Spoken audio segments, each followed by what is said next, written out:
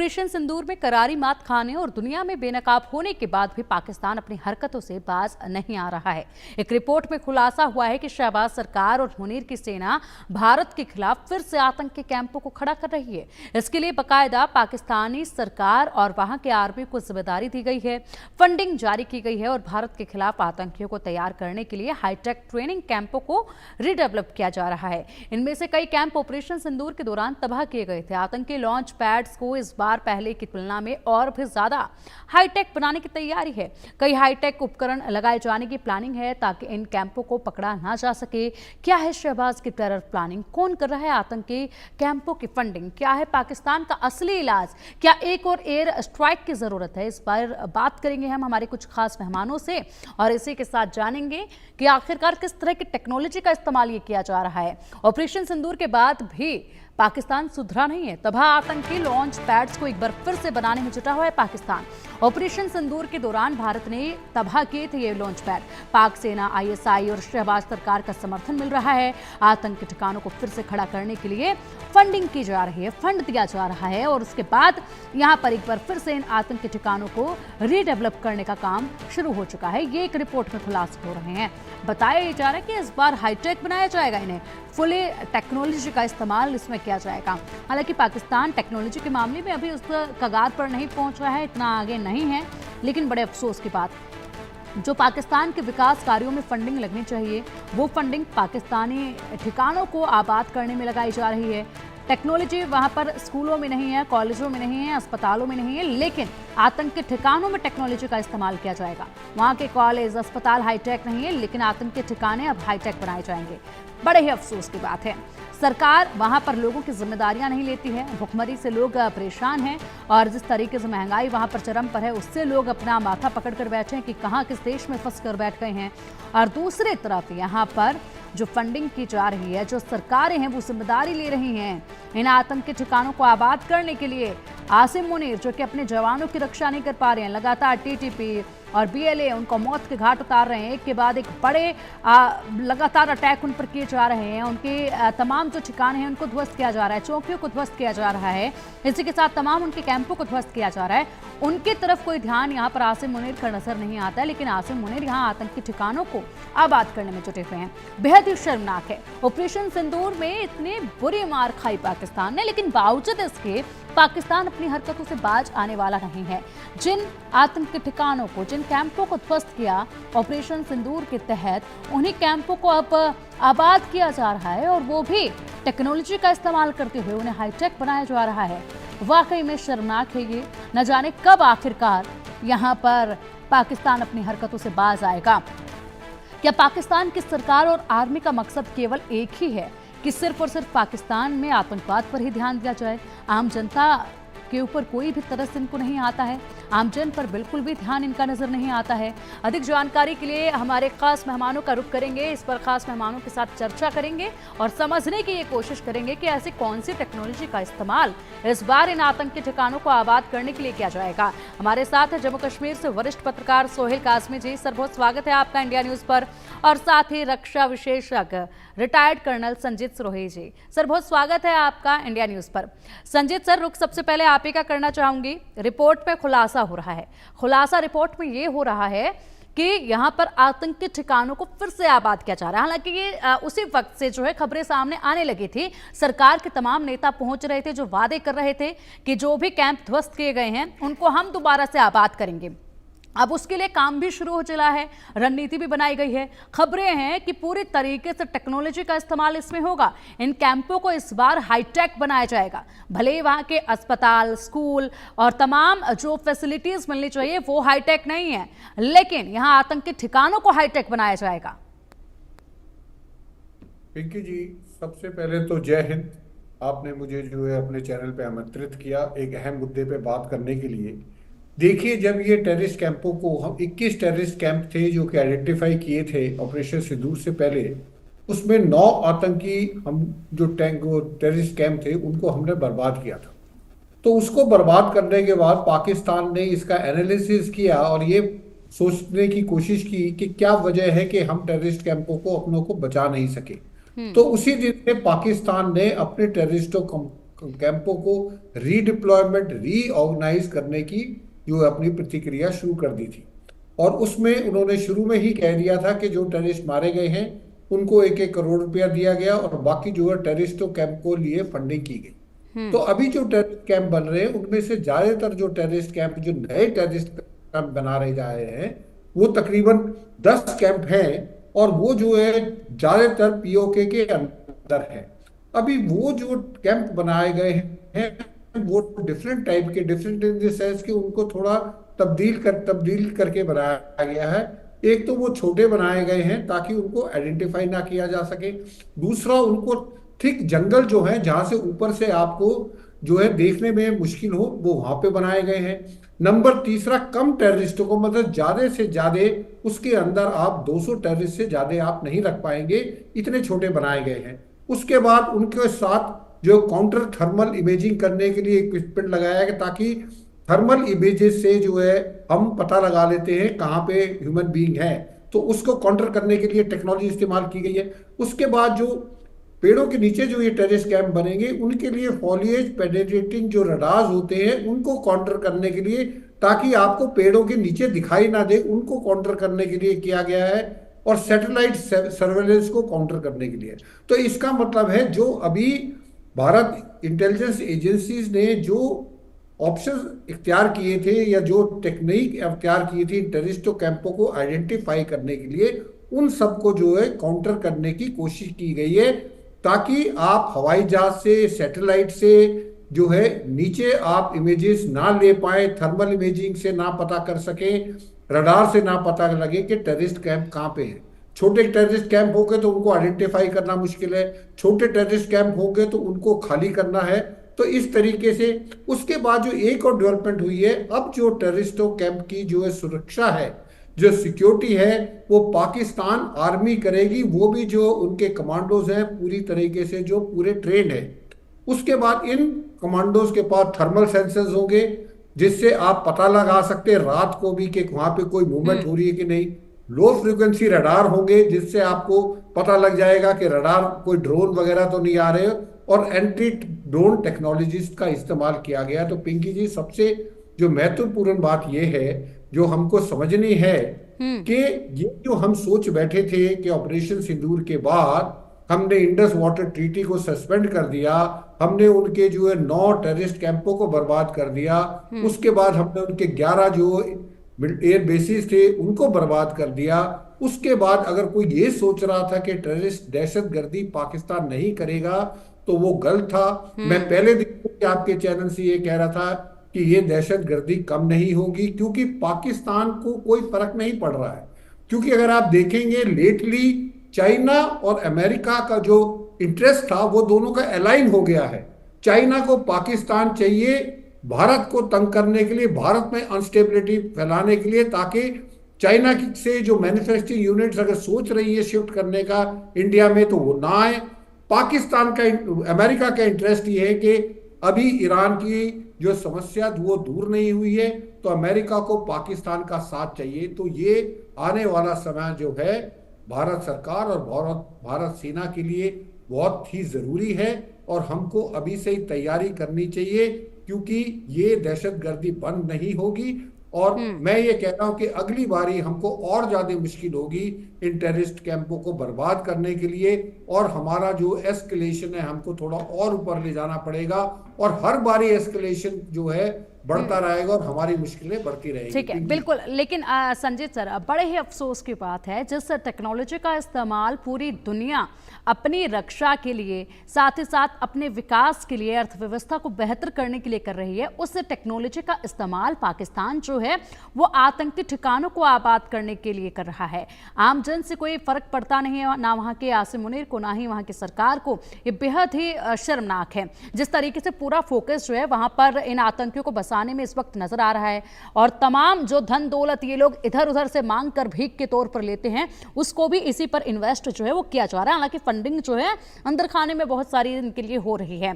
सोहेल कासमी जी, आपका रुख करना चाहूंगे। भरपूर टेक्नोलॉजी का इस्तेमाल किया जा रहा है ताकि इनके आतंकी ठिकानों को कोई इस बार नुकसान ना पहुंचा सके, इन आतंकियों की जान ना जाए, जिनके जनाजे में इनके आर्मी के दिग्गज वहां खड़े थे सर झुकाए हुए और मातम मना रहे थे। क्या वाकई में देखिए इनकी टेक्नोलॉजी बचा पाएगी इन आतंकियों को इनके ठिकानों को? पिंकी जी, पहले तो गुड मॉर्निंग आपको भी और संजीत सर को भी। दूसरा ये है, जैसे संजीत सर ने एलेबोरेट किया, वो सारी फैक्चुअल रिपोर्ट्स हैं जो हम भी सुन रहे हैं और जो वहां की इंटेलिजेंस एजेंसीज के माध्यम से सामने आ रही हैं। दूसरा ये है, आपको समझना पड़ेगा कि हिंदुस्तान की बुनियाद 47 में और पाकिस्तान की बुनियाद 47 में किन चीजों पे पड़ी। देखिए, किसी भी घर की जो फाउंडेशन होती है, जो नींव होती है, वो किन बुनियादों पे पड़ी है। तो वहां की जो बुनियाद है वो यही है कि रेडिकलाइज करना, इस्लाम के नाम पे मुल्क को चलाना। जमहूरियत तो का वर्ड वहां कभी यूज नहीं हुआ। जमहूरियत से मुल्क बनते हैं, जमहूरियत से जिनकी फाउंडेशन मजबूत होती है, तो जमहूरियत की दीवारों से मुल्क जो है वो बढ़ता जाता है और आगे फलता फूलता है। लेकिन उनकी जो बेसिक स्ट्रक्चर है वो ये है कि रेडिकलाइज करना। इंडिया पाकिस्तान बस एक मुद्दा है, इंडिया के साथ हमेशा हमारा दुश्मन है, हिंदू मुस्लिम करके वो अपनी रणनीति जो है 77 ईयर से चला रहे हैं। और उसी की एवज में वो पूरी दुनिया से, खासकर जो बाकी ममालिक हैं जैसे कि चाइना है और मुल्क है, IMF है, जहां से वो सिर्फ पैसा लेते हैं अपने सरजमी को बचाने के लिए और अपनी जो अना है, जो गलत अना है, जो जमहूरी तर्जों पे नहीं है, उसको मेंटेन करने में। और ये सब चीजें जो आप बता रही हैं, ये उसी की नतायज हैं कि अभी ऑपरेशन सिंदूर शुरू नहीं हुआ था, उन्होंने चाइना से पैसे मांग लिए, चाइना ने पैसे दे भी दिए। अभी ऑपरेशन सिंदूर शुरू नहीं हुआ था, उन्होंने IMF ने लोन उनको सैंक्शन कर दिया। अभी आप देखिए लेटेस्ट जो है, आसिम मुनीर जो है जिस तरह लंच करने अमेरिकन प्रेसिडेंट के पास जाते हैं, वो इसलिए नहीं है कि अमेरिकन प्रेसिडेंट आसिम मुनीर जो है बड़ा कोई डायनेमिक वैसा बंदा है, क्योंकि सरजमी चाहिए थी। अगर कहीं बढ़ जाता वॉर ईरान के साथ, तो पाकिस्तान से नजदीकी थी ईरान की, पाकिस्तान की जमीन इस्तेमाल करता अमेरिका और फिर ईरान के साथ करता। तो वो लोग इन चीजों को नहीं समझते हैं, वो उनको सिर्फ पैसा चाहिए, सुबह आए, दोपहर आए, शाम आए, जिस तरह से भी, जहां से भी पैसा आए और जिस तरह से भी उनको अपनी जो आने वाली रणनीति है उस पर कामयाबी मिले। तो ये सब चीजें एक्सपोज हुई हैं, खासकर ईरान इजराइल वॉर में, और ये सब चीजें जो है चर्चा का विषय बन रही है पूरी दुनिया में। दूसरा ये है कि आसिम मुनीर जिस तरह चल रहा है, एक तो एक्सटेंशन ले ली उसने बहुत से ऑपरेशन सिंदूर के टाइम, और खासकर इमरान खान को सैक करने के वक्त बहुत से आर्मी के लोग जो थे, जो सीनियर लोग थे, बीच वाले लोग थे, उन्होंने रिजाइन दे दिया, we are not going to serve Pakistan army. वो भी चीजें, वो भी रिपोर्ट सामने आई है जो दर्शाता है कि लोग अमन पसंद हैं, लोग दुखी हैं, लोग परेशान हैं, इकोनॉमिक रिसेशन बढ़ रहा है, पॉलिटिकल रिसेशन तो पहले ही है वहां पे। और आसिम मुनीर जो है एक उभरता हुआ सितारा जो है, जो अमेरिका के डिक्टेशंस पे चल रहा है। कल उसको रिटायरमेंट से पहले या रिटायरमेंट के बाद किसी वक्त भी सदर बना देंगे, ये वहां का चलन है, जो वहां की रणनीति है, और वो उसी पे काम कर रहा है कि पैसा आए, मेरी प्रमोशंस हो जाएं, मैं कल सत्ता संभाल लूं। हाँ, बस और कुछ नहीं है वहां पे कि मुल्क कैसे चलेगा, लोग कैसे आराम से रहेंगे, अमन अमान कैसे प्रिवेल करेगा। तो ये नई बात नहीं है कि वो अपने इंफ्रास्ट्रक्चर को बिल्कुल सही कह रहे हैं सर आप। और अगर देखा जाए यहाँ पर सोहेल सर और संजीत सर, देखा जाए तो बार बार हिंदुस्तान इनके इन आतंकी ठिकानों को टारगेट करता है, आतंकियों को लगातार खदेड़ने की कोशिश करता है, लेकिन ये फिर से उन आतंकी ठिकानों को आबाद करते हैं और ये चक्र जो है वो चला आ रहा है। अब ज़रूरत है एक स्थायी समाधान की। इसी दौरान अगर संजीत सर, सवाल आपसे अगर बात की जाए तो क्या भारत की सीमावर्ती इलाकों में अब सीमावर्ती सुरक्षा के लिए टेक्नोलॉजी अपग्रेड करने की और जरूरत है भारत को, विशेष रूप से ड्रोन वॉरफेयर को देखते हुए? आपने बिल्कुल ठीक कहा है कि जिस तरीके से पाकिस्तान ISI, पाकिस्तान आर्मी और पाकिस्तानी सरकार वहाँ पे जो है टेररिस्ट कैंपों को आधुनिक टेक्नोलॉजी से उनको बना रही है, तो हमको काउंटर करने के लिए अपनी टेक्नोलॉजी को भी बढ़ाना पड़ेगा। हमको जो है अपनी, क्योंकि अगर अभी ये ड्रोन की जो है हमने की है ड्रोन का, तो ड्रोन के बाद जो है वो काउंटर मेजर्स उन्होंने ऑलरेडी लेने शुरू कर दिए। तो इसका मतलब आपके जो सर्वेलेंस ड्रोन है वो आगे अगर वहां पे जाएंगे तो वो जो है उनके एंटी सर्वेलेंस, जो एंटी ड्रोन सर्वेलेंस है, वो उनको हो सकता है मार गिराए। तो हमको भी एक स्टेप, अगर हम उन्हीं के साथ स्टेप लेते रहे तो फिर हम कभी ये लड़ाई जीत नहीं पाएंगे। अगर वो एक स्टेप लेते हैं तो हमको कम से कम 2 या 3 स्टेप लेने पड़ेंगे, उनसे आगे होना पड़ेगा। अगर ये इंटेलिजेंस जो आ रही है कि उसने काउंटर थर्मल इमेजिंग कर लिया है, काउंटर फोलिएज जो है रडार सिस्टम्स को काउंटर करने के लिए कर लिया है, सर्वेलेंस को काउंटर करने के लिए कर लिया, तो हमको 1-2 कदम आगे बढ़ना पड़ेगा। और उसके लिए हमारा जो क्षमता है, हमारी जो DRDO है, वो जो है इसके ऊपर ऑलरेडी काम कर रही है। आने वाले समय में और भी काम किया जाएगा। तो अब जो है जिस हिसाब से हम देख रहे हैं, हमको अपनी तैयारी हर तरफ से अच्छी तरीके से और करनी पड़ेगी, क्योंकि जैसा कि आप जानते हैं ऑपरेशन सिंदूर का सिर्फ पॉज का बटन दबा है, अभी उसको जो है स्टॉप नहीं किया गया है। और मेरा ये मानना है कि जल्द ही आप देखेंगे कि ऑपरेशन सिंदूर को दोबारा शुरू करना पड़ेगा, क्योंकि 22 अप्रैल के बाद अभी जो है 2 महीने से ज्यादा हो गए हैं जिसमें कोई टेररिस्ट एक्टिविटी नहीं हुई है। आने वाले समय में ये टेररिस्ट एक्टिविटी फिर दोबारा होंगी और इस बारी और जोर शोर से होंगी। तो हमको इस और जोर शोर से तैयार रहना है, क्योंकि हमको बिल्कुल। पिंकी जी ये समझना पड़ेगा कि पाकिस्तान के ऊपर लगाम लगाने वाला कोई दुनिया में देश ऐसा नहीं है। जो रशिया ऑलरेडी यूक्रेन में फंसा हो वो कुछ कर नहीं सकता। चाइना का इंटरेस्ट है पाकिस्तान में, अमेरिका का इंटरेस्ट है पाकिस्तान में। तो पाकिस्तान को अब बिल्कुल भी डर नहीं है। पाकिस्तान को पैसा भी मिल रहा है, पाकिस्तान को आधुनिक हथियार जो है चाइना से मिल रहे हैं। उनके फील्ड मार्शल साहब को जो है व्हाइट हाउस में अगेंस्ट एनी प्रोटोकॉल के साथ उनको बिल्कुल संजय सर, लेकिन इसी बीच चाइना ने हाइपरसोनिक मिसाइल देने से मना कर दिया है, उसकी टेक्नोलॉजी बताने से भी इनकार कर दिया है पाकिस्तान को। ये एक पाकिस्तान को करारा झटका लगा है, क्योंकि चीन के बलबूते ही गीदड़ भभकियां देता रहा है और ऐसे में इस मिसाइल की उम्मीद लगाए पाकिस्तान बैठा था, जिससे पाकिस्तान को चाइना ने साफ इनकार कर दिया है। इसी के साथ अगर बात की जाए सर, जिस तरीके से आप बता रहे हैं संजय सर, सवाल आप ही से है, उसके बाद यही सवाल सोहेल सर आपसे भी रहेगा कि हमें भारत को तैयार होना होगा। वो टेक्नोलॉजी का इस्तेमाल कर रहे हैं, चाइना उसे सपोर्ट कर रहा है, तो उसी मजबूती के साथ भारत को तैयार होना होगा और अगली बार उनके प्रहार से पहले हमें ध्वस्त करना होगा उनके आतंकियों को, तमाम आतंकियों को। अगर इसके साथ देखा जाए संजीत सर, तो भारत को अब हिट एंड होल्ड पॉलिसी अपनानी चाहिए बजाय कि हिट एंड बैक के। और एक बारी आप दोबारा बोलेंगे प्लीज पिंकी जी। भारत को अब क्या हिट एंड होल्ड पॉलिसी अपनानी चाहिए बजाय हिट एंड बैक के? देखिए, भारत को मेरा तो ये मानना है, हो सकता है कि मेरे से लोग सहमत ना हो, कि जो ये सीज फायर हुई ये थोड़ी जल्दी सीज फायर कर दी थी। अभी क्योंकि देखिए पाकिस्तान की आतंकी को मारने से या आतंकी टेरर कैंप को मारने से उनके जो है इतना ज्यादा जो है पाकिस्तान को जो कॉस्ट होता है, ये जो दहशतगर्दी फैला रहे हैं, वो कॉस्ट इतना ज्यादा नहीं पड़ता है। हमने किए 11 एयर बेसिस के ऊपर, अगर हम 1-2 दिन और जो इसी तरीके से हमला करते रहते, हम जो है अपनी नेवी को कराची में करते, क्योंकि पाकिस्तान को जब तक पाकिस्तान की आर्मी के ऊपर चोट नहीं पहुंचेगी, पाकिस्तान की आर्मी नहीं सुधरेगी, वो इसी तरीके से टेररिस्ट कैंपों को उड़ाते रहेंगे। और ये जो आपने कहा है कि जो हिट एंड होल्ड वाली जो पॉलिसी बोली है, यही हमको अपनानी पड़ेगी। आप बिल्कुल ठीक कह रहे हैं, क्योंकि हमको जो ये टेररिस्ट कैंप हैं इनके, क्योंकि ये ज्यादातर टेररिस्ट कैंप एलओसी के ऊपर है, और हमको कभी ना कभी इस प्रॉब्लम से सॉल्व करने के लिए हमको पीओके को जो है लेना पड़ेगा, क्योंकि ज्यादातर जो लॉन्च पैड्स हैं वो पीओके में है, आईबी के पास बहुत कम है। और आईबी को कंट्रोल करना या आईबी को डिफेंड करना ज्यादा आसान है, एलओसी को कंट्रोल करना बहुत मुश्किल है, क्योंकि एलओसी जंगलों से भरा हुआ है, पहाड़ियां हैं, वहां पे आप इन्फिल्ट्रेट आसानी से कर सकते हैं। इंटरनेशनल बॉर्डर पे आप इन्फिल्ट्रेट इतनी आसानी से नहीं कर सकते, क्योंकि ज्यादातर प्लेन एरिया है। तो आगे आने वाले समय में हमको हिट एंड होल्ड ही करना पड़ेगा, हमको मारना पड़ेगा। और बिल्कुल बिल्कुल आप सही कह रहे हैं सोहेल सर, क्या आप भी सहमत हैं इससे? क्योंकि अब हिट एंड बैक का वक्त बीतता जा रहा है, हिट एंड होल्ड पर ही सरकार को विचार करना चाहिए।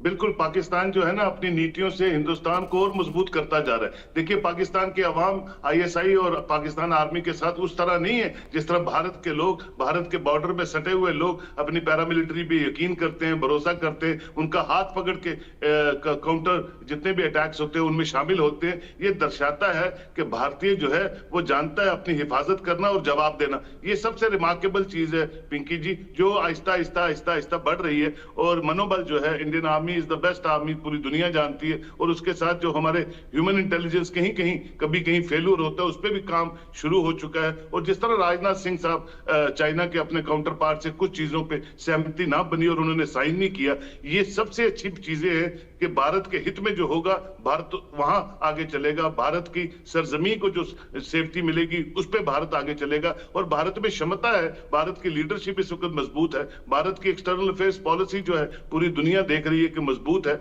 और हमारा जो स्टैंड रहता है कहीं भी कंफ्लिक्ट जोन्स में पूरी दुनिया में वो रिमार्केबल है और पूरी दुनिया उसको सराहती है। तो हमें अपना घर जो है और मजबूत करना है, और मुझे लगता है उसमें government of India, ministry of defence, home सब काम करते हैं। और सिर्फ ये है कि दुश्मन को कमजोर नहीं समझना चाहिए, दुश्मन से 10 कदम आगे हम उनकी नीतियां जानते हैं, उनकी सोच जानते हैं, क्योंकि हमारे यहाँ सटा हुआ बॉर्डर है, हम उनको अपना पड़ोसी नहीं बदल सकते, ना उनकी नीतियां बदल सकते, जैसे मैंने शुरू में कहा आपसे, लेकिन हम जवाब देना जानते हैं, और वो जवाब जो है आने वाले दिनों में जब भी करेगा। अब देखिए अमेरिका ने सारी दुनिया को बता दिया कि अपनी अपनी जंगें खुद लड़िए, अपना अपना रख रखाव खुद कीजिए, मैं सिर्फ बीच में आऊंगा मीडिएट करने और नोबेल पीस प्राइज लूंगा पूरी दुनिया में। तो उसने बता दिया कि वो ना किसी का दोस्त है ना किसी का दुश्मन है। Trump stands for only business, Trump stands for only development of America, nothing else. तो ये सब चीजों पे अब भारत जो है और अच्छी तरह मजबूती से काम कर रहा है और आगे बढ़ रहा है। और सबसे बड़ी बात है कि लोगों का समर्थन जो है वो पूरी सरकार के साथ है, और लोग भी इस मुसीबत से निजात पाने के लिए उनके साथ खड़े रहते हैं, रात हो दिन हो। और बॉर्डर्स हमारे जो है खासकर जो LOC पे है या IB पे है, दोनों तरफ से हमारे लोगों का पूरा ताउन है अपनी फौज के साथ, अपनी सरकारों के साथ, अपनी लोकल एडमिनिस्ट्रेशंस के साथ, जो दर्शाता है कि हम किसी भी मुसीबत के लिए अब जो है पीछे नहीं हटेंगे। और ये जो आप कह रही हैं कि अब वो बैकआउट नहीं होगा, जब भी कुछ होगा तो वन फॉर ऑल होगा और वो फुल एंड फाइनल होगा। और POK के लोग तो वैसे ही तरस रहे हैं यहाँ ज्वाइन करने के लिए। हम तो सोच रहे थे कि बिना जंग के ही कभी ऐसा माहौल पाकिस्तान में बनेगा, और वो बन भी रहा है कि वो लोग खुद ही हिंदुस्तान के साथ जुड़ जाएंगे।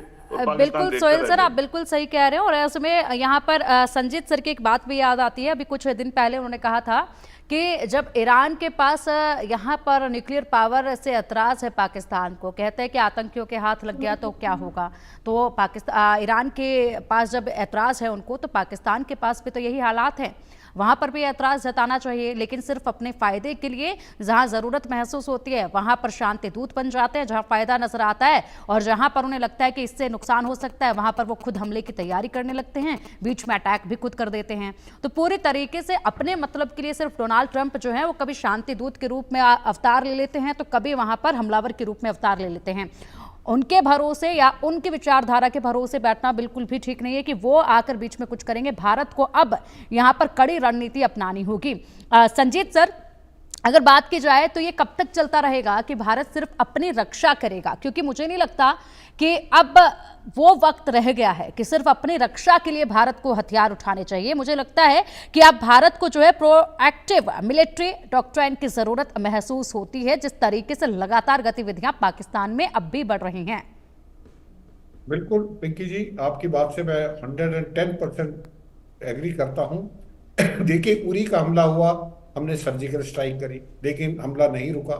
उसके बाद जो है बालाकोट का जो है स्ट्राइक हुई, वो जो है उन्होंने हमला किया, पुलवामा में बालाकोट हुआ, अब उन्होंने पहलगांव किया।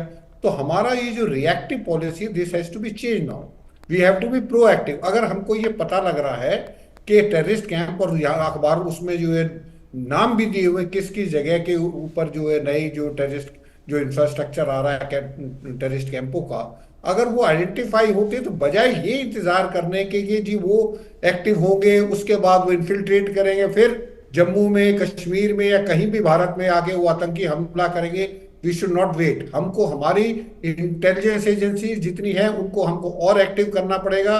उनको जैसे ही पता लगता है कि वहां पे टेररिस्ट कैंप है, उस कैंप को उसी टाइम बर्बाद करना चाहिए, ताकि टेररिस्टों को, ISI को और पाकिस्तानी सरकार को ये डर रहे हमेशा कि भारत कभी भी हमला करे। क्योंकि जब हुआ तो उनको ये था कि भारत कुछ ना कुछ करेगा, तो वो अपना तैयारी शुरू कर देते।